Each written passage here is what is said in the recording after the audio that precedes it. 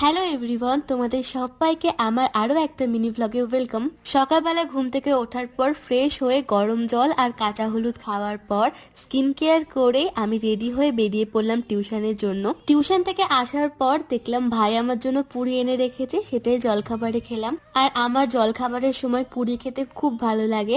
আজকে আমার দিদা এসেছিল, এইটা হচ্ছে আমার দিদা। কালকে বলেছিলাম না একটা কেক খেয়েছিলাম, সেটারই একটু বেঁচে ছিল, সেটা খেলাম।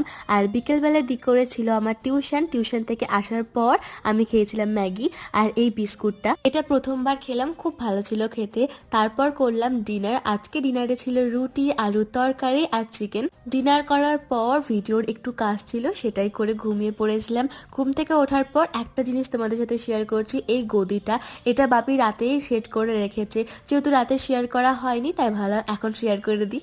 ওকে, that's it for today's video. আর হ্যাঁ, তাড়াতাড়ি সাবস্ক্রাইব করে 3K করে দাও। বাই।